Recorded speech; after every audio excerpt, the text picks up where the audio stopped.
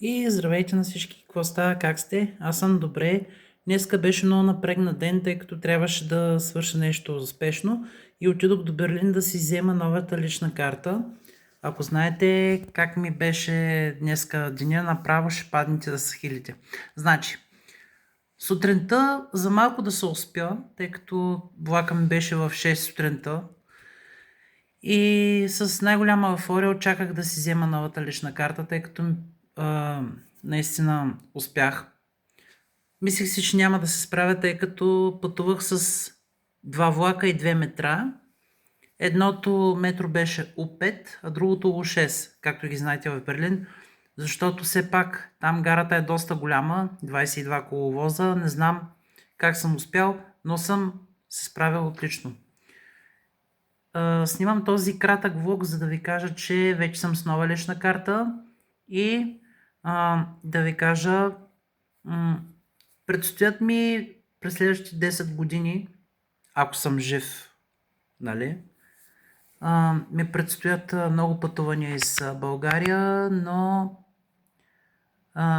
не знам колко често ще пътувам в Бургас или където и да е, не знам. Но важното е, че съм с нова лична карта и от двете страни. Както знаете, новите лични карти имат на снимка на всяка от страните. И да ви кажа, добре съм се справил, никак не е трудно. И сега вече спокойно мога да дишам, защото все пак, да. И поради тази причина, заради това си взех един ден на отпуска, това е днеска. Утре съм на работа до 3 часа и после чак понеделника, защото нали все пак деня на бащата, после имаме Брукничак, това е петък, където пак е почивен, нали, веркщата ще е затворен и в понеделник сме пак на работа. Това е като информация. Пожелавам ви да сте живи и здрави и не спирайте да се усмихвате и знайте, че много ви обичам.